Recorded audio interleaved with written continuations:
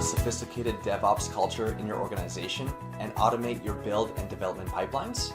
Do you want your continuous integration and continuous deployment pipelines to evolve just like your source code does? Do you want your DevOps engineers to be able to leverage each other's work and collaborate as they have never collaborated before? The field of software engineering is only a few decades old, but the software development and deployment processes have constantly been evolving.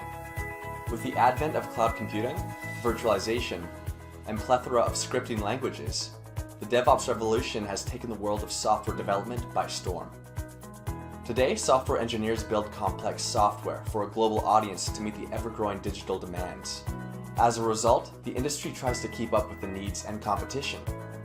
In software development, it is evident that trying to run a simple project by implementing a series of manual protocols, backed by instructions, just doesn't work well anymore. This manual repetition of tasks does not add value to the project or even the organization. What can be done to maximize efficiency and scale up development? Automation to the rescue. Automation saves time, money, and efforts by increasing productivity. In this course, you're going to learn about the significance of automation in software development. You will also understand how Ansible can effectively fulfill your automation needs in projects of any size or scale. Ansible is an open source IT automation engine which can eliminate the drudgery of manual automation, deployment, and maintenance. It can help you dramatically improve the scalability, consistency, and reliability of your IT environment. It can also automate the configuration of a wide range of systems and devices, such as databases, storage devices, networks, and firewalls. In simple terms, Ansible enables us to define our infrastructure as code in a simple, declarative manner. You can use automation to your advantage by implementing Ansible automating tasks, such as configuration management, the orchestration of software lifecycles, provisioning tasks such as installing an operating system on a remote computer, and deploying an application on top of the remote servers. Ansible paves the path of innovation by proving that simplicity is the basis of all sophistication. At its core, Ansible has easily configurable components that are waiting to be explored. With its customizable playbooks, modules, templates, and roles, there's nothing you can't do in automation. Do you know what it takes to orchestrate and manage your deployment and configuration pipelines easily and efficiently? How do you make sure all your servers or nodes in your growing cluster have a consistent version of the code and all the relevant dependencies? How do you make the deployment and configuration processes repeatable? How do you build your deployment and configuration pipelines in code rather than a bunch of documents or checklists? How do you deploy your infrastructure and code in a consistent, efficient, and error-free manner? These are some of the fundamental problems DevOps and IT engineers struggle with on a daily basis. Whether you need to make your life easier by automating your administration tasks, or you're interested in becoming a DevOps professional, Ansible is an excellent place to start. Let me take you through the topics which we will be covering in this course. First, you'll be introduced to Ansible and its components. These features are what make Ansible unique and powerful. Next, you will dive deep into each of these components. You will learn their primary functions and advantages. You'll get to learn how Ansible and Jenkins can be teamed up to achieve an all-powerful automation package. You'll get to view engaging and informative demonstrations for each of the components. They'll be explained in simple, easy language. Assessment quizzes at the end of each module will help you test your knowledge of the module. Every day, technology is becoming more sophisticated. Apps and web applications are changing the way we live. Great strides are made in the field of automation and application deployment. Many giant players in fields ranging from IT to media trust Ansible to fulfill their automation requirements. This course will benefit you if you are a software engineer or system administrator interested in learning about the significance of automation and the power of Ansible. This course will help you gain relevance in the industry of software development and deployment. Learning Ansible will definitely scale up your business profitability. If you're serious about building scalable, flexible, and robust DevOps pipelines, then this course is for you. These DevOps and IT skills are in high demand, but there's no easy way to acquire this knowledge. Rather than rely on hit and miss method, this course will provide you with all the information you need to get started with your Ansible and DevOps projects. Startups and technology companies pay big bucks for experience and skills in these technologies. They demand DevOps engineers to provide them with robust and efficient DevOps solutions. And in turn, you can demand top dollar for your abilities. Do you want the skills and be highly sought after? Do you want your career to touch Cloud 9? Did you answer absolutely to that question? If so, then our new training program, Beginner's Guide to Automation with Ansible, is for you. My name is Evan, an instructor at tetratutorials.com. We have been in the software industry for more than 2 decades. We've been part of many prestigious projects and startups. Over the span, we have gained great insight into what makes for flexible, scalable, and robust software and IT solutions. We are passionate about sharing all our collective knowledge with you. You may be a DevOps veteran or an enthusiast. If you invest your time and bring an eagerness to learn, we guarantee you real, actionable education at a fraction of the cost you can demand as a DevOps engineer or consultant. We are confident your investment will come back to you manyfold in no time. So if you're ready to make a change and learn how to implement some cool DevOps pipelines, click the Enroll Now button below. Still not convinced? Okay, fine. What if I told you that you risk nothing by purchasing Beginner's Guide to Automation with Ansible? The course is absolutely free of cost. No credit needed, no PayPal, no cash, zip, nada. Look, if you're serious about becoming an expert DevOps engineer and generating a significant income for you and your family, it's time to take action. Imagine getting that promotion which you've been promised for the last 2 presidential terms. Imagine getting chased by recruiters looking for skills and experienced engineers by companies that are desperately seeking help. We call those good problems to have. Imagine getting a massive bump in your income because of your newly acquired in-demand skills. That's what we want for you. If that's what you want for yourself, click the Enroll Now button below and get started today with our Beginner's Guide to Automation with Ansible. Let's do this together.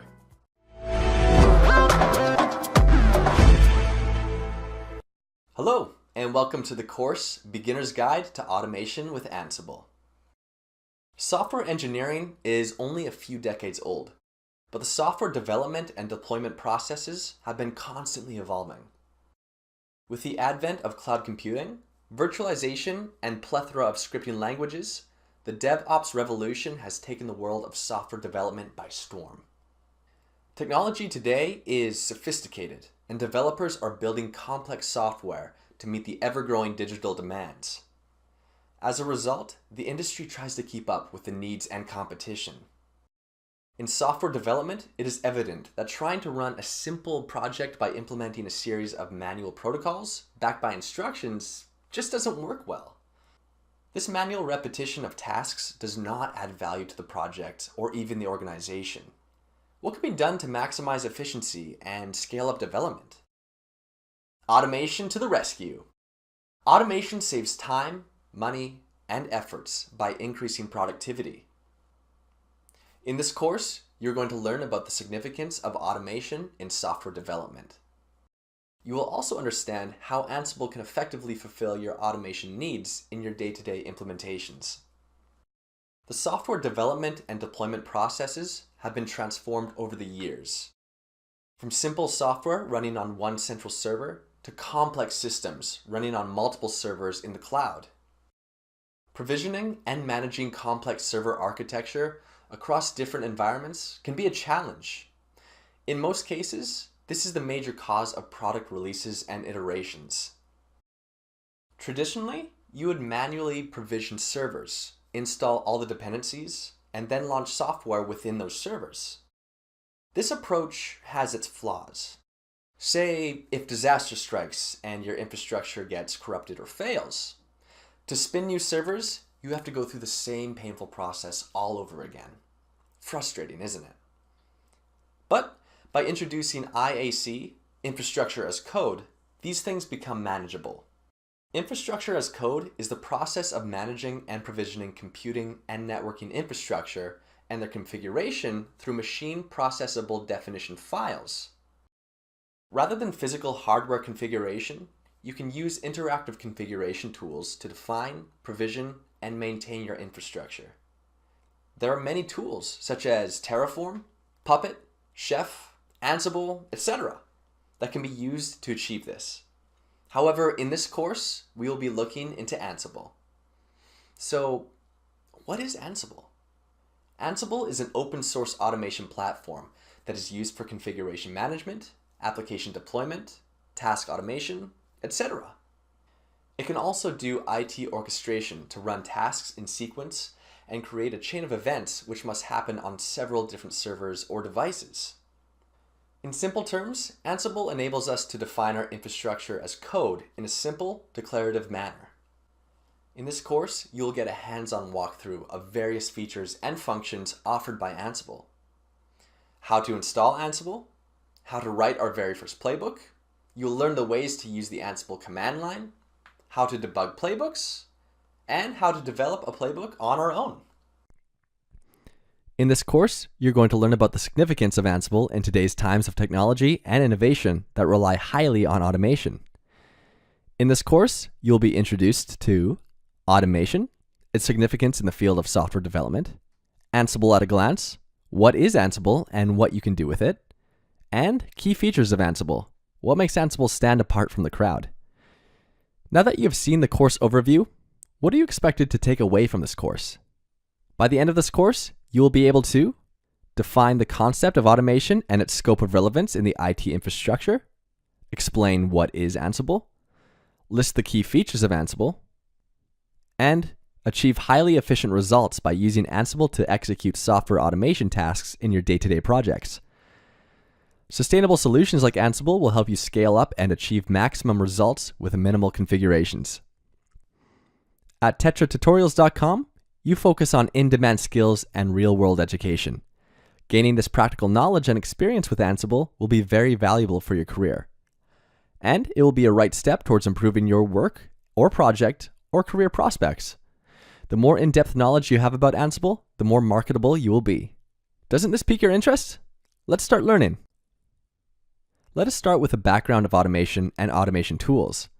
In this section, you're going to learn what automation is and how automation tools benefit the process. Automation has become quite the buzzword in IT advancement. Let's find out why. Automation is the technique of operating or controlling a process by automatic means. It simplifies complex operations and greatly reduces development workload. The basic principle behind automation is elegant, and its advantages prove it. Implementing automation in a process means human intervention is minimal. There is greater reliability and efficiency involved. What does this method signify in the field of information technology? Development and testing of IT products, such as application and cloud services, are automated to a huge extent. This reduces risk and error and increases positive results. Automated scripts ensure the successful execution of a process, since the set of repeatable tasks in a process are taken care of by the automated function. Unless interfered, the process runs smoothly, thereby guaranteeing a successful completion. Another benefit to automating is that developers and testers can focus on the areas where they add real value to a project, developing and testing new code and features, instead of worrying about the underlying development infrastructure issues. You know that system administrators closely work with software on a daily basis. They need to add, remove, update, and monitor software regularly. Automating these multiple processes helps the administrators to ensure that everything is running smoothly. When system administrators face situations where they have to deploy large applications on multiple nodes or destinations manually, there is a high degree of risk and error involved. And this is where Ansible comes in. Let us now learn about Ansible. In this section, you're going to understand what Ansible is, its benefits, and what you can do with its components. Ansible is an automation engine. It is an elegant solution to your automation needs. It is unique from other management tools in many respects, aiming to provide large productivity gains to a variety of automation challenges. Ansible is the quickest and easiest way to automate many IT functions, such as configuration management, orchestration of software lifecycles, provisioning tasks such as installing an operating system on a remote computer, and deploying any application on top of the remote servers. You do not require advanced coding skills to work with Ansible. Your time as a system admin frees up to work on other aspects of your software management functions. You can easily configure Ansible to run and manage complex processes and functions. Ansible is a resource-sensitive platform. This means that it optimally utilizes available resources without compromising on quality of the automated task. When Ansible is not managing remote nodes, it does not run any background processes. This saves up system memory and does not overwhelm the CPU. Most importantly, Ansible is powerful, reliable, and secure, as it executes tasks in order and limits the transmission of potentially sensitive data between machines. The features of Ansible double up as advantages too. Let's check out a few of the many upsides to using Ansible. Ansible is a new dynamic tool for streamlining automation functions and complex operations.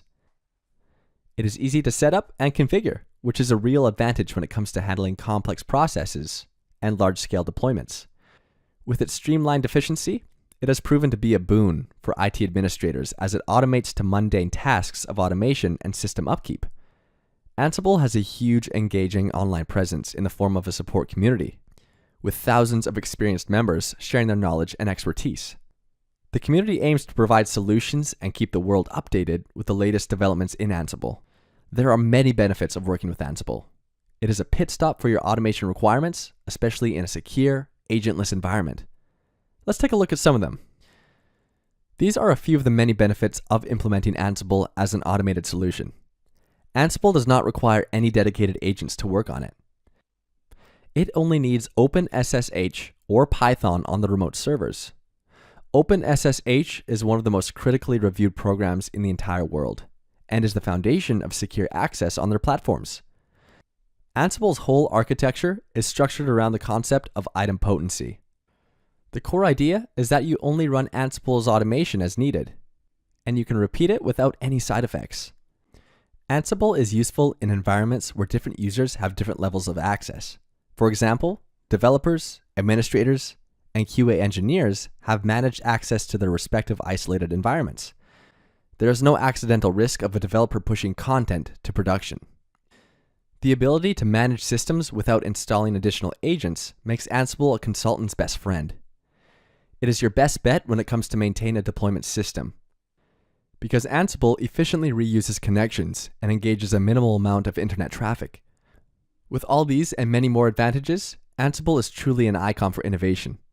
It makes sense to use Ansible if you aim for maximum profitability in the business of IT.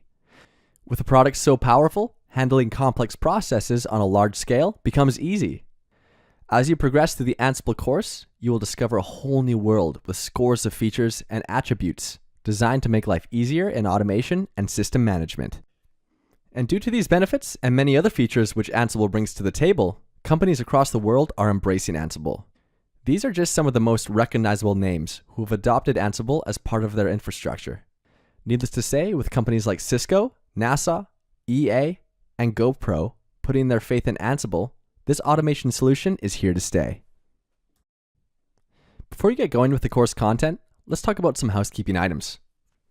To download all the resources used in this course, please navigate to go.tetranoodle.com/Ansible-masterclass. Here you will find the slides and other supplemental material for this course. So if you haven't done that already, please navigate to the URL listed above and download all the resources to your local machine. Once you have downloaded the slides for this course, you can review them from your local system, even when you are offline. This was just a glance into the fascinating world of automation, virtualization, and software management. In the future modules, you will get an overview to Ansible. You will learn how it plays a vital role in the field of automation configuration and deployment. You will be introduced to many of its practical features, all designed to make automation easier. You can take assessment quizzes to test your knowledge on these topics. These activities will enable you to apply your knowledge and improve your skills in automation. Hoping this introductory course has stirred your interest in a vast and thoroughly interesting topic. Thank you for your time. Good day.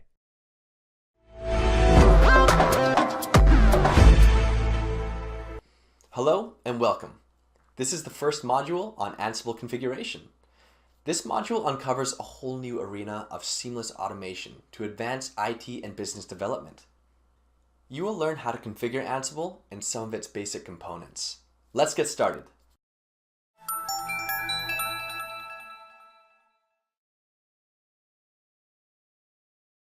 Let's take a look at the learning objectives of this module. In this module, you will learn how to install the latest version of Ansible on the host machine, create an Ansible inventory, which holds credentials of the configured virtual machines, use the YAML format for writing inventory files in Ansible, and configure and implement ad hoc commands in the inventory files. Ansible is an effective tool that automates functions like configuration management, orchestration of software lifecycles, provisioning tasks. You do not require advanced coding skills to work with Ansible. Let's get to work. In this section, you will learn how to install Ansible on the Ubuntu and Fedora virtual machines.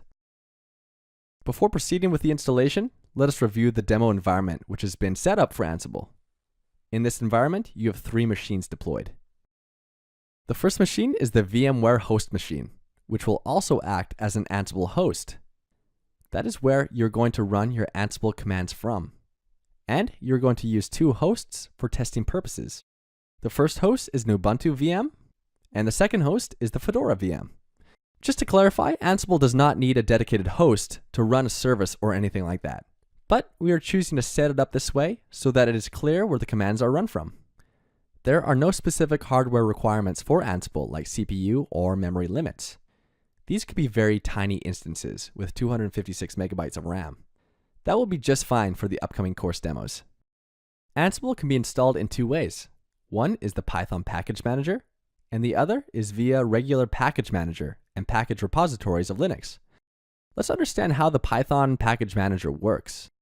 It is a Python utility used to simplify the tasks of locating, installing, upgrading, and removing Python packages. It can determine if the most recent version of a software package is installed on a system. The package manager can effectively install or upgrade the software package from a local or remote host. It is also known as pip for short. Pip install is the command used to install and manage software packages written in Python. In the following demonstration, Ansible is installed using the Python package manager, since it provides the latest version of any Python module. Before you use Ansible, you will need to install OpenSSH Server on all the hosts. Unlike other configuration management tools like Chef or Puppet, which have their dedicated agent daemons running on remote hosts, Ansible is agentless. Thus, Ansible requires SSH for communications between the Ansible management host and the remote hosts, which are managed by Ansible. This communication happens over SSH. So, for this communication, you will install OpenSSH, which is an open source implementation of the SSH protocols. This will facilitate secure communication between the hosts. In this demonstration, you will learn how to install and configure Ansible version 2.4 on the host machine. In this demonstration, Ansible will be installed on the localhost node using the Python package manager, or pip. On the local host, open the command line terminal. On the first line, enter the command sudo -h pip install Ansible. Execute this command. There is no password necessary as the passwordless sudo feature is enabled on this machine. You can see that the system is downloading all the required packages and their respective dependencies and installing them. Okay, great. Now Ansible is successfully installed on this machine. Verify the installation by executing Ansible -version. Execute the command. Ansible version 2.4 was successfully installed on the host machine. Now that Ansible is installed and ready, let's proceed to install OpenSSH Server on the localhost node.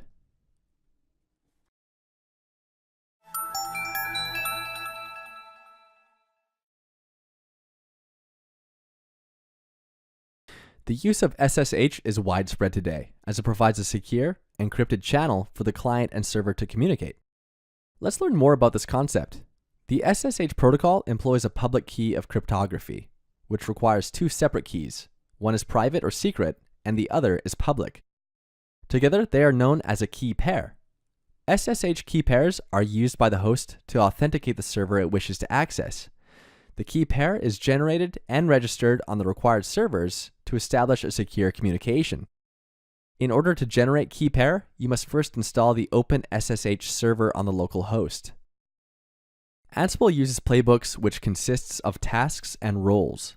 Tasks are just a series of steps, which we can write to define what needs to happen in a system, and roles are more of a generic entity. You can create roles. It is a modulated version of what the task is. Once you have written a role, you can apply it to as many systems as you want. The role will be applied to that particular system as per your requirement. The example for roles are Apache server or MySQL DB server. So once you have written a role, you can apply that role to the server and the respective roles will get installed. Ansible is mainly written in Python, and most of its modules are also written in Python. And if you want to write your own modules, then the preferred language is also Python. Ansible is agentless. So you don't need to have any kind of service running on the agent node to receive Ansible command and provision it.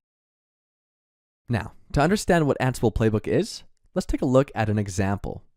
This particular Ansible Playbook installs WordPress with MySQL, Nginx, and PHP FPM. Let's review this playbook line by line. Here, the first line defines the name of the playbook, and second line defines the targeted host. In this case, it is meant to install WordPress on the host server called WordPress server, while the third line states the remote user who should be logged into the remote server. The remote_user is just the name of the user account. And then we have roles. It is a list of all the roles which need to be applied onto the WordPress server node. And if you look at the playbook carefully, the first 3 lines denote that it is a list, and inside each list you have individual components. So this particular playbook is one individual component. If you want, you could add another playbook here. Ansible playbooks are generally written in a markup format called YAML. It stands for Yet Another Markup Language, and it is similar to JSON. The file starts with 3 hyphens. This is a hard requirement for YAML to interpret the file as a proper document. YAML allows multiple documents to exist in one file, each separated by 3 hyphens. But Ansible only wants 1 per file, so this should only be present at the top of the file. YAML is very sensitive to whitespace and uses the whitespace characters to group different pieces of information together. You should use only spaces and not tabs, and you must use consistent spacing for your file to be read correctly. Items at the same level of indentation are considered sibling elements. Items that begin with a hyphen are considered list items. Items that have the format of key:value operate as hashes or dictionaries. That's pretty much all there is to basic YAML. YAML documents basically define a hierarchical tree structure with containing elements further to the left. So when you work with Ansible playbooks, you're going to work a lot with a list. This is the YAML format. This is basically the data structure and how it is represented in YAML. When you write a line with a hyphen as a prefix, it means that it is a list. And when you write a link with a colon in the key=value format, then it represents a YAML dictionary. In Ansible, you'll be using the list of the list, list of dictionary, dictionary of the list, and all these kinds of data structures. So, what is list? The list is nothing but a series of values stored in the variable, and a dictionary is similar to the list, but except that it has a key and a value. For example, here the key is the remote user, and the value is root. Another example is the key is hosts, and the value is WordPress server. It is very important to understand the list and dictionaries as the core data structures in these YAML files. As this is the YAML file, yet another markup language. You need to understand this to write Ansible playbooks. If you are familiar with JSON, then there is an option to write these playbooks in JSON as well. Also, there are lots of other tools which can convert from JSON to YAML and vice versa. But YAML is more efficient and is favored by Ansible engineers. Now, let's discuss a very important concept in the context of Ansible, the Ansible inventory. Ansible works against multiple remote hosts or machines in your infrastructure at the same time. It does this by selecting a list or subset of systems listed in Ansible's inventory, which by default is saved in the location /etc/Ansible /hosts. You can specify a different inventory file using the -i path option on the command line. Not only is this inventory configurable, but you can also use multiple inventory files at the same time and pull inventory from dynamic or cloud sources. Suppose you have written an Ansible playbook, and now the next question we need to answer is, which hosts should we run it against? There are various options you can use to target the host, but the core element where you get the information about target hosts is the Ansible inventory.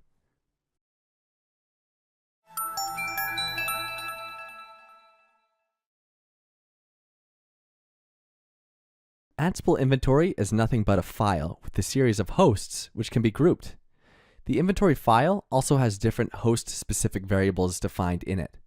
In this inventory file, you can group a series of hosts together, and when you run Ansible Playbook, you can choose any of the groups or files, or you can target all the hosts in the Ansible inventory and run the playbooks against it. Inventory files are written in INI format. The INI format is a common format used to write different configuration files on multiple platforms. It has a grouping name and a series of key value elements in it. Ansible inventory also supports host variables. Host variables are variables specific to a particular host. For example, let's say you have 10 hosts in the inventory, but one of these hosts require a different username to log in. In this case, you'll specify a different username for Ansible SSH user for that particular host in the inventory. At runtime, when you run the playbook on these set of hosts, Ansible will automatically use an appropriate host username to log into each of the 10 hosts. The particular host which needs a different username will be picked up from the host variable, and all other hosts will use the default username as configured in Ansible configuration file. Besides that, the inventory also supports group variables, where variables can also be applied to an entire group at once. The inventory also supports group of groups. In this section, you will learn about Ansible inventory and how to create a new inventory file in Ansible. The Ansible inventory is a configured location where you can place credentials of the remote hosts, such as IP address and username. With Ansible, you can effortlessly classify or group nodes depending on the type of application being used. Ansible inventory is highly customizable and can efficiently work with dynamic sources such as the cloud. Ansible allows you to work with multiple inventory files at the same time. 2 classification rules are covered in the demonstration for creating an Ansible inventory. The first rule is classification based on the operating system of the remote hosts. In the Ansible inventory, you can classify entries based on the OS they belong to. This makes it easier to run plays or tests based on their type, rather than running individual nodes or entries. The second rule is based on the server type of the remote hosts. In this demonstration, you will learn how to create an inventory file in Ansible, run a ping test to check the network connectivity between the host and the virtual machines, and classify the information in the inventory based on the virtual machine it belongs to. An Ansible inventory can be created using any text editor or coding IDE. Here, we are using Microsoft Visual Studio Code. It is a source code editor developed by Microsoft for Windows, Linux, and Mac OS. It is redefined and optimized for building and debugging modern web and cloud applications. It is open source, free, and comes with built-in support for JavaScript, TypeScript, among others. In this demonstration, you will learn how to create an Ansible inventory and run a ping test to check for virtual machine connectivity. Let's start with the first task, creating an Ansible inventory. This is the home screen of the Visual Studio Code application. On the left-hand side pane at the top, click the New File icon next to Workspace. Name the new file as Inventory and click Enter. It opens up a blank editor page. The moment you start typing on this page, it shows Inventory as an open editor on the left-hand side pane. This makes it easy to keep track of the editors that are in progress. On the inventory page, enter the IP addresses and usernames of both the remote hosts.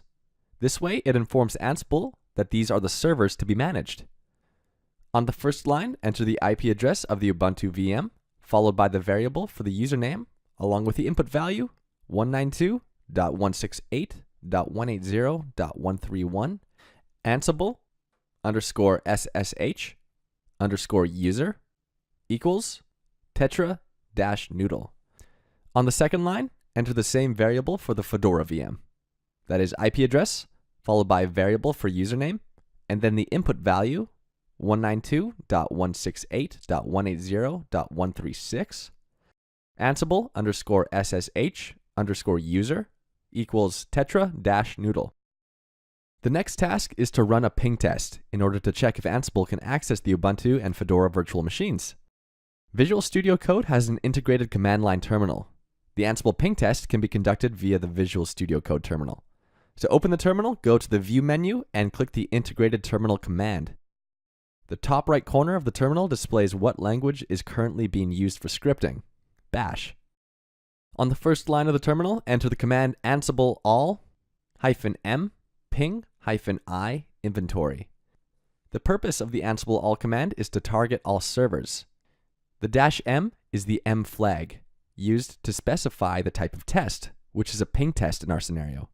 And the -i is for specifying the inventory file for the ping test. Execute the command. The response from both the servers returns successfully. There are no changes or failures. This means that both the remote hosts are securely connected and reachable. The Ubuntu and Fedora virtual machines can now be managed through Ansible.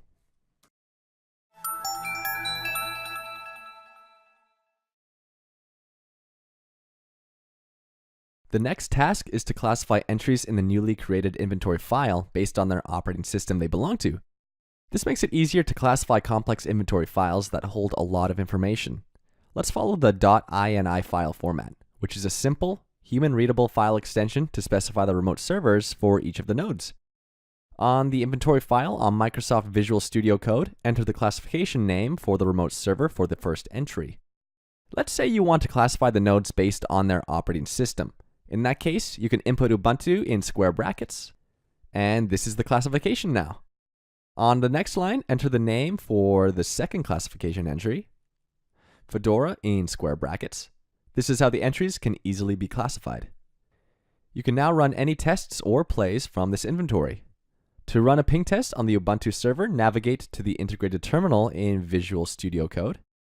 On the first line, enter the ping test command, ansible ubuntu -m ping-i inventory. The values signify Ansible, name of the remote server, type of test, and the location. Execute this command. The return response displays all the nodes classified under Ubuntu. If you are configuring multiple nodes under Ubuntu, Ansible allows you to easily classify them under one host and receive responses for all of them with a single command. To perform the same action for the Fedora server, proceed to a new line on the integrated terminal. Enter the ping test command, ansible fedora -m ping-i inventory, and execute it. The return response displays the nodes classified under Fedora. To understand the concept of node classification better, let's use another rule to classify the entries, server type. For instance, you are hosting tetra-noodle's web server on the Ubuntu VM and tetra-noodle's MySQL database on the Fedora VM. To configure the web server on the Ubuntu VM, replace Ubuntu with web server in the square brackets. To configure the database server on the Fedora VM, replace Fedora with DB server in the square brackets. To run the ping test for the web server and database server, run the ping test command on the integrated terminal below. To run the ping test for the web server, enter the command ansible web server -m-i inventory and execute it. The return response displays the web servers configured for the Ubuntu virtual machine. To run the ping test for the database server, enter the command ansible db server -m-i inventory and execute it. The return response displays the database servers configured for the Fedora virtual machine.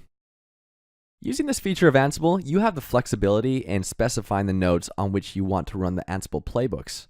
In the next section, you will learn about YAML, the language used to write Ansible's playbooks.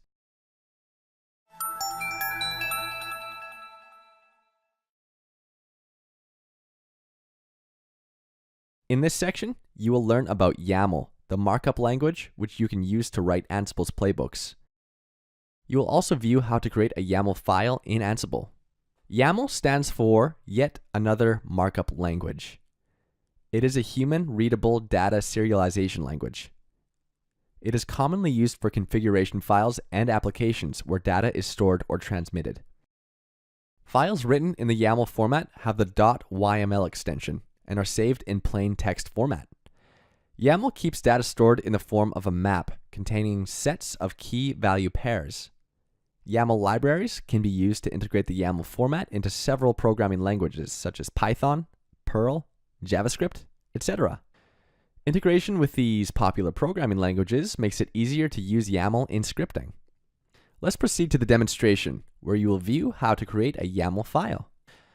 In this demonstration, you will learn how to create a YAML file and input information in the YAML file. Documents written in YAML make for easy-to-read data. This is useful when you are dealing with large documents that have multiple lines of data. In this demonstration, you will learn how to create a YAML file and configure data within the file. Navigate to the Microsoft Visual Studio Code workspace. Let's create a new file with a .yml extension. On the left-hand pane, enter the icon for New File. Enter the new file as test.yml. Click Enter. The new YAML file is created. Every YAML file must start with 3 hyphens on the first line. The way you write YAML code is by using something called mappings. This is nothing but a set of key value pairs, and it is synonymous to dictionaries in Python and hashes in Ruby. In this demonstration, the example used for recording input information is about a single person. Let's say we want to capture information about Michael DeHaan, the co-founder of Ansible. On a new line, enter the name key, followed by a colon. Enter the value as Michael DeHaan. Here, the name is the key, and the value Michael DeHaan is the value for this dictionary key. On the next line, enter the age key, followed by the values as 42. Next, enter the address key, followed by the value of New East Road. Next, enter the city key, followed by the value New York. And lastly, enter the country key with a value as USA. You can also enter Boolean values in the inventory. Boolean keys have 2 possible values, such as yes, no, or true, false. On a new line, enter the married key. Enter the value as true. The Boolean value is highlighted in a different color. This is because it is a reserved word, which means it has a fixed meaning and cannot be predefined by the programmer. YAML is a pretty powerful and flexible language. It not only handles scalar values, but can also handle arrays or collection of values. Let's see this in action now. Let's assume Michael DeHaan is married, and you want to capture some information about his kids as well. On the next line, enter the children key. For instances where a key has multiple values, you can add an array that holds a list of those values. Each value in the array is separated by a hyphen and added on a new line. To enter the names of the children as Kevin and Hayden, enter the hyphen Kevin on a new line and hyphen Hayden on the next line. You can add more values to a key like this. Each value on a new line following a hyphen. To record information in a single string spanning over multiple lines rather than multiple key pair values, you can use the technique of line folding. This technique is used to selectively hide or display sections of a currently edited file as part of routine edit operations. This is especially beneficial if you work on a large number of lines while coding. Line folding is denoted by the greater than symbol. To select the address values, add the hash symbol before the address, city, and country lines. The hash symbol is used to mark the key value pairs as comments. To record the information for Michael DeHaan's address in a single string, enter the address key on a new line. Enter the greater than symbol to denote line folding. Enter each address value on a new line, that is New East Road, New York, and finally, USA. This shows that the address value is recorded as a single string over multiple lines. The input information has been successfully recorded in the inventory file. In the next section, you will learn how to configure ad hoc commands and use them in the inventory file. In this section, you will learn about ad hoc commands and how they can be used to efficiently create playbooks in Ansible. The concept of ad hoc commands is a good starting point for Ansible playbooks. With Ansible playbooks, you can create complex processes with multiple automation steps in a single file. However, you may face scenarios where you implement simple tasks with just a few steps, such as installing a package, copying or deleting a file, etc. In such cases, ad hoc commands is the best solution. Using the command line tool, you can easily customize the commands based on your tasks you'd like to accomplish. The ping test command is the perfect example of an ad hoc command. This ad hoc command is used to test the reachability of the remote hosts. The all in the command starts for all the hosts that are specified in the inventory. Next, the -m stands for the M flag used to specify the type of test, which is a ping test. And lastly, the -i specifies the inventory file for the ping test. Let's take a look at a few more examples.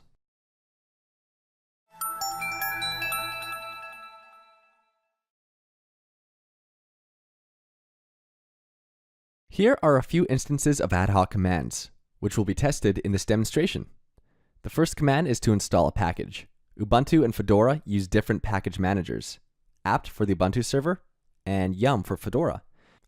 In the command for the Ubuntu server, -m apt stands for the apt module to be installed on the Ubuntu VM. -a stands for argument, followed by git, which is a version control system. Git is the name of the package to be installed. And lastly, the value for the inventory file. In the command for the Fedora server, the command is the same, with the exception of the package manager, which is yum. The next command is run a bash command. The function of this command is to run a script in the bash command language. In this line, the module is command, followed by the argument, who am I? The argument used in this command returns the username of the configured remote hosts. The last ad hoc command is copy a file. The name of the module is copy, followed by the source file specified as inventory. Lastly, the destination is desktop. This command copies a source file onto a path on the destination remote host. You can easily configure and execute many such ad hoc commands in Ansible.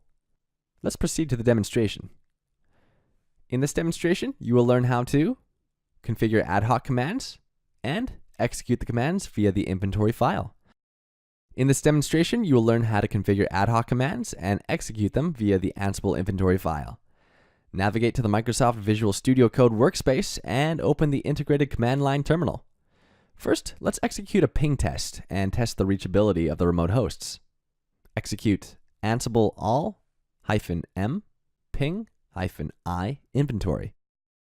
Here, this command is trying to ping all the hosts. -m argument specifies the name of the module, which is ping, and -i takes in the inventory argument. And now you can see both the hosts are reachable and they return positive response to the ping. The next ad hoc command is to install a package on the Ubuntu virtual machine. To install a software package using the apt package manager on the Ubuntu server, enter the command ansible ubuntu -m followed by apt, the name of the package as git, and finally, inventory. To enable root privileges for this command, add a -b flag at the end. This -b stands for become. This flag runs the command as sudo. Execute the command. The result shows the output of the installation. Git was successfully installed on the Ubuntu server. Let's run this ad hoc command for the Fedora server. On the integrated command line terminal, enter the command ansible fedora -m yum, followed by the same value for the git package and the inventory file. Add the B flag for this command to enable root privileges. Execute the command. You can see the result of the installation process here as well. Git was successfully installed on the Fedora server too. The next ad hoc command is to run a bash command on both the remote hosts. This command returns the username of the remote hosts. Open the integrated command line terminal. On a new line, enter the command ansible all, since the command will run on both the remote servers, followed by the module name as command, and then the argument who am I in quotation marks, and lastly, -i inventory. Execute the command. The result shows the username and IP address of both the remote servers. The username is tetranoodle. The next server with the IP address as 192.168.180.131 is the Ubuntu server. And the second one with the IP address as 192.168.180.136 is the Fedora remote server. The last ad hoc command in this demonstration is to copy a file on both the remote hosts. Open the integrated command line terminal. Enter the command specifying the remote hosts, followed by the source file value as inventory and the destination value as desktop. Lastly, specify that you want to run this command against hosts in the inventory file. The ~/ symbol is the beginning of a path to a file or directory, which is the desktop. Execute the command. The results show that the file was successfully copied to the desktop of both the remote servers. To verify the execution, log into the remote servers and check if the file was copied. Log into the Ubuntu server with the user password. Navigate to the desktop location. You can see that the inventory file was successfully copied. Log into the Fedora server with the user password. Navigate to the desktop location. You can see that the inventory file was successfully copied to this location as well.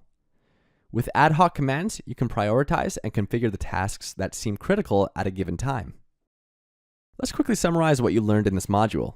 You learned how to install and configure Ansible on the host machine, create an Ansible inventory using Microsoft Visual Studio Code, use the YAML format to input information in the inventory file, and configure and execute ad hoc commands in Ansible. In the next module, you're going to learn about other components in Ansible, such as playbooks, conditionals, variables, and modules. See you soon.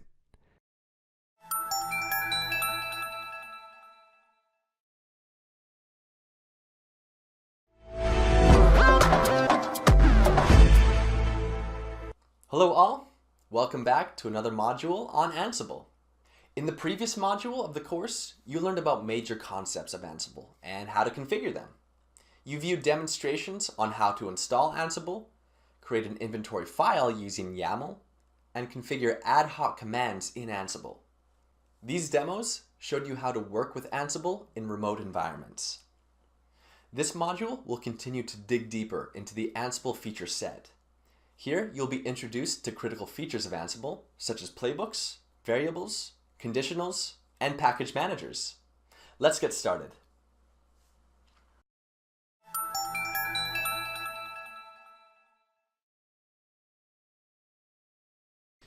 Let's take a look at the learning objectives of this module. In this module, you will learn how to configure an Ansible playbook by creating it and executing it to install Git on the remote hosts, variables and how to use them in the playbook. You can use variables to accomplish a number of tasks, such as finding remote host information and installing software packages, conditional statements to customize tasks, and package managers to install, upgrade, and delete packages. Playbooks are one of Ansible's critical components. They are configured to send scripted commands to remote machines. A playbook contains a list of plays, which are actions defined to configure a group of hosts. Using YAML, you can easily create a number of plays at a single time and execute them in a consolidated playbook. Playbooks are efficient solutions when it comes to configuring complex commands on multiple nodes. They are reusable and therefore greatly improve the integrity of any server infrastructure over time. In this section, you will learn how to create an Ansible playbook.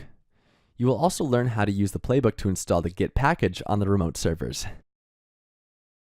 Ansible playbooks are an innovative method to run complex commands on multiple virtual nodes. Entire environments can be configured and managed using playbooks. Playbooks are written in the YAML format.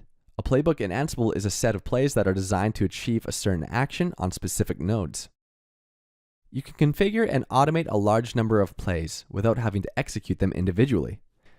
A play includes tasks, which is a set of actions designed to achieve the goal of the play. Plays that are configured in a playbook are sequentially implemented. You can configure multiple tasks and subtasks within a specific play. Plays are highly flexible and reusable artifacts. Tasks are a subset of plays, used to implement specific steps in a play. All tasks call an Ansible module. Remember that Ansible modules are components that do the actual work for Ansible. These are what gets executed in each playbook task. These modules control system resources, such as services and packages, and even handle system command executions. It is exciting to note that each module in Ansible calls a Python script in the back end and performs all tasks on the remote hosts. Ansible boasts of a large number of built-in modules, such as package manager, services, etc. The package manager module is used to install software packages. Also, the services module is used to control system services on the specified nodes. Did you know that you can also create custom modules to suit your configuration needs? In the demonstration that follows, you'll view how to configure and execute a playbook on remote hosts.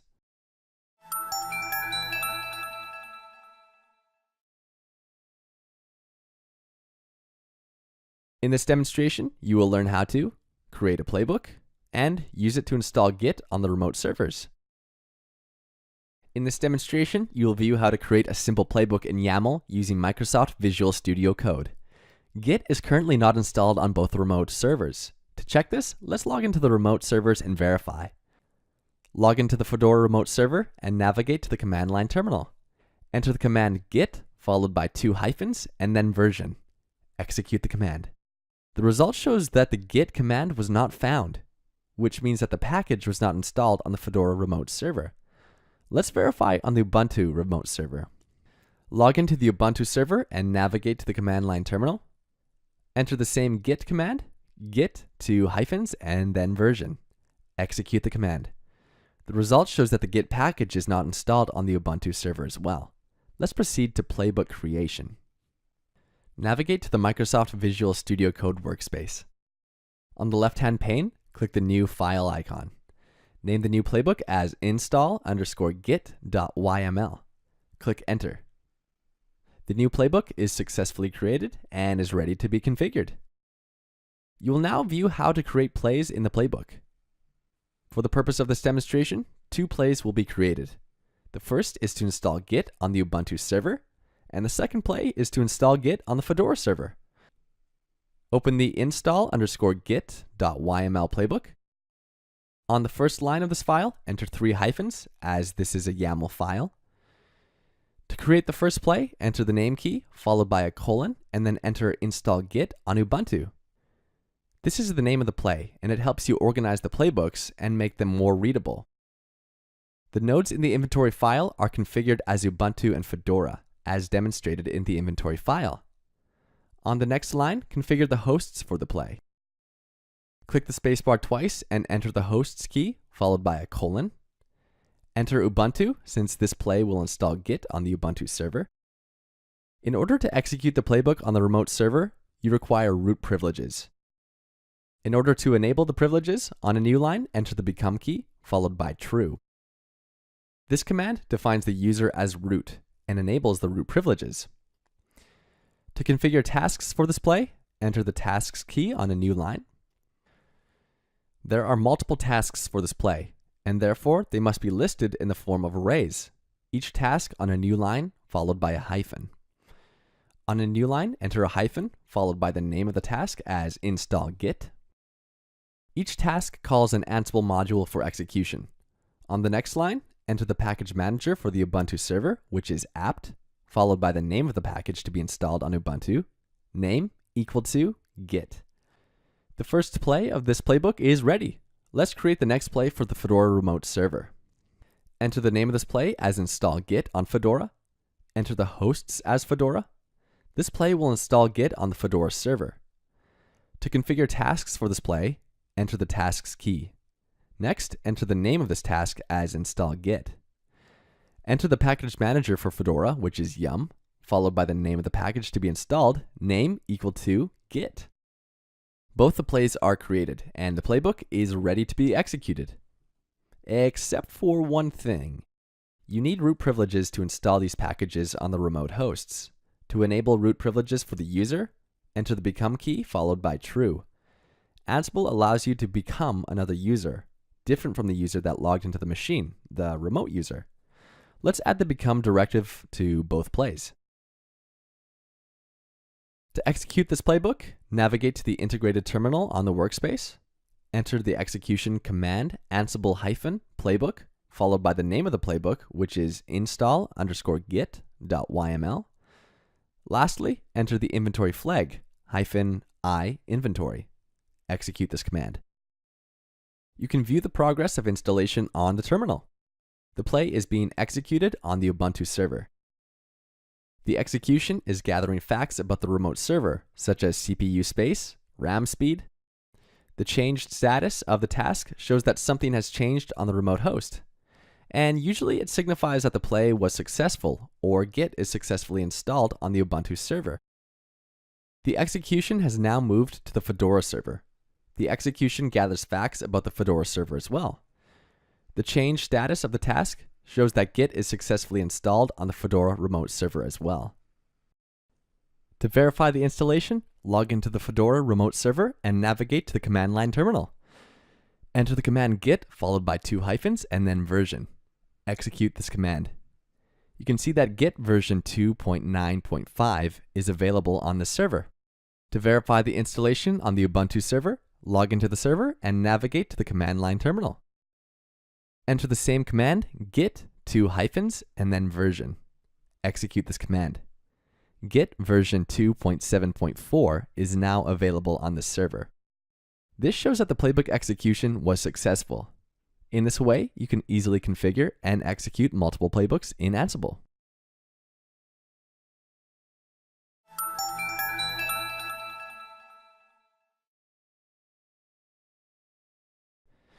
In this section, you will learn how to configure variables in Ansible.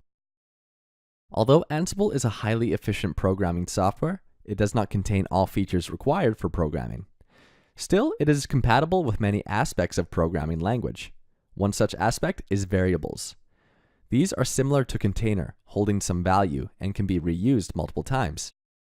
Ansible uses variables to provide flexibility in playbooks. Variables benefits include the ability to loop through a set of given values, access information like system hostname, etc. However, there are some restrictions for variables in Ansible. Variable names should include letters, numbers, and underscores, and they should always start with a letter. Now we will discuss the facts variable. Ansible by default collects information about the remote hosts and stores them in a dictionary variable called facts. Note that the facts variable is different from other variables because it is not set by the user. It is discovered by Ansible when it connects to the remote hosts. Ansible variables are mainly used to write the playbook optimally. When you use variables in your plays, it avoids you having to hardcode any of the values in the play.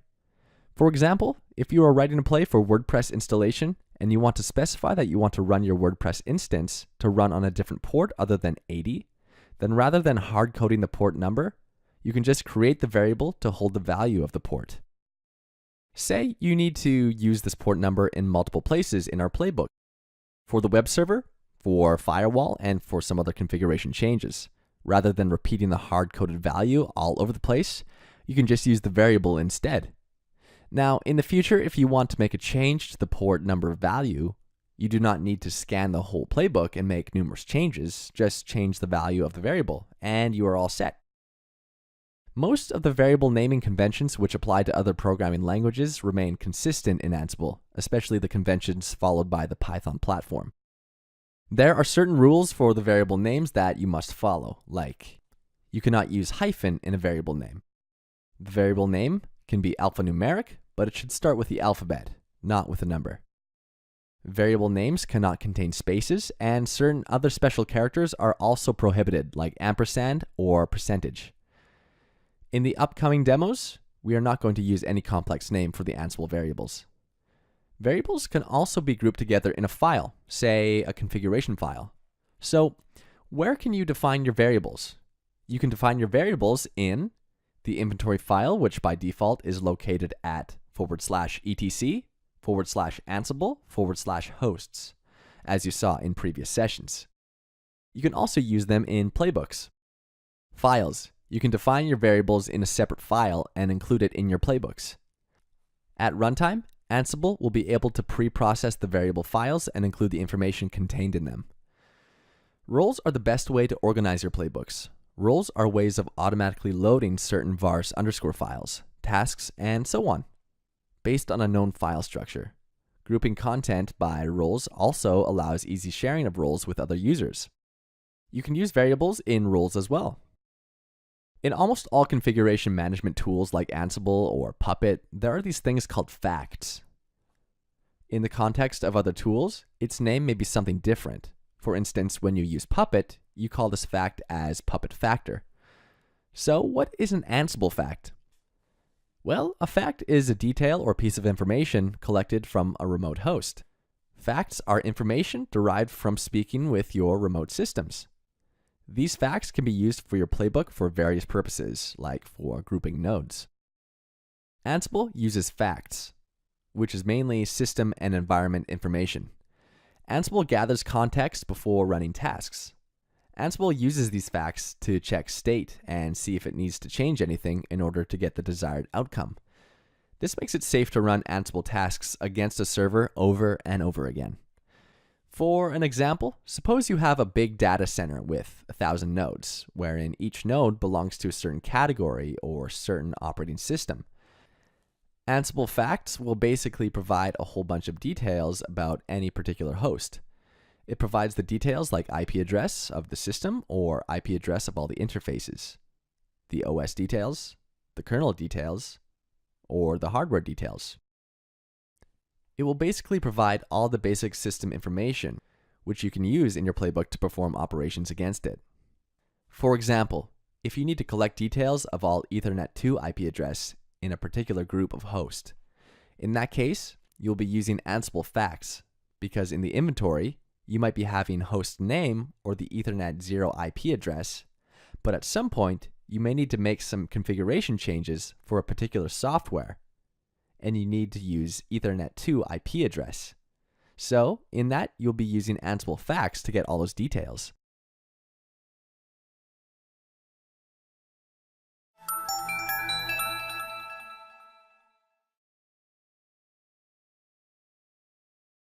So, a question arises. What can all the information Ansible facts provide? And how exactly can you obtain it? The answer is Setup module. Ansible provides a module called Setup, which can be used to collect Ansible facts. Usually, these facts are discovered automatically by the Setup module in Ansible. Users can also write custom facts modules. Let's take a look at an example. $Ansible all-m setup. If you execute this command, it will get all the facts from all the nodes in the inventory. This will return a ginormous amount of variable data. And if you want to filter a particular category, you can specify a filter using -a parameter and select a particular category from the facts that you're interested in. $Ansible all-m setup -a gather underscore subset equals network virtual. So if you look at the filtered facts, you can see you are trying to filter the facts and restrict the additional facts to the given subset. One thing to remember here is when you run a playbook, the first thing Ansible does is to collect all the facts from all the hosts. So this fact collection takes some time to execute, especially when you have a large number of hosts configured, and moreover when the hosts have a lot of details to provide. And if you are very sure that in your playbook, you aren't going to use any of the variables from facts. For example, as mentioned earlier, you're going to collect facts from Ethernet 2 IP address to make some configuration changes in the software. Suppose if you're going to use Ansible facts here, and you'd like to do a plain Ansible script. In such situation, you can just ignore the facts. You can do so by configuring a setting called gather_facts to false in the playbook. Once this is done, Ansible will not collect the fact for a playbook. So in this case, when Ansible plays the playbook, it will not bother with fact computation. Setting gather_facts false on a playbook allows this implicit fact gathering to be skipped. The advantage of doing this is it will run faster, and the disadvantage is you will not be able to use any of the Ansible fact variables with that particular playbook. After configuring variables in a playbook, we move on to conditionals, which are an interesting concept in Ansible. Conditional statements are used to inform the program what commands to run based on certain conditions. Quite often, the result of a play depends on the value of a variable. While you have the flexibility to control the output of a play with a variable, it may seem cumbersome to keep track of each variable's result. If-else statements are conditionals that help control the execution flow of plays in Ansible. These can be used with a Boolean condition of yes, no, and true, false. These conditionals trigger a program to execute actions based on the true or false condition. The when statements in Ansible are used to perform actions only on a few of the configured hosts. It helps you skip steps in a play. so that you can execute the necessary tasks. Guess what? This increases efficiency and scales up your development process. In the demonstration that follows, you will learn how to apply conditionals in a playbook by executing the when statement. In this section, you will learn how to configure package managers for different tasks in a playbook. We all know that modern software comes bundled in packages, which makes managing the programs installed on your system easy. These packages contain software metadata and dependencies to ensure that the software runs smoothly. Package managers make it easy for you to automate the installation process of such software packages. Using package managers, you can securely download and install packages, keep track of software versions, avoid overwriting software files, and delete packages. Package managers allow you to optimize the software installation process in multiple environments. Let's dive deeper into this concept. A package manager can be defined as a collection of software tools for automating the process of installing an application. Package managers are also known as repositories. Easy automation of the entire process. Modern software is advanced and is made up of a large number of components, dependencies, and metadata. These include source code, software information, documentation, and shared libraries. Package managers automate the entire process of installing all these components onto your system. They are designed to eliminate the need for manual installs and updates. This can be useful for large enterprises whose operating systems are based on Linux and Unix-like systems, consisting of many distinct software packages. Packages installed via a package manager ensure consistency among other packages and contribute to the overall stability of a system. With a package manager, you can install packages onto servers, update caches that store package information, perform upgrades of configured repositories, keep track of all versions of the application, and delete packages. Two popular package managers used in the Debian and Red Hat systems are apt and yum. apt offers a concise interface to common operations that are otherwise handled by the traditional package managers of Debian. Yum is used to interact with individual packages as well as repositories.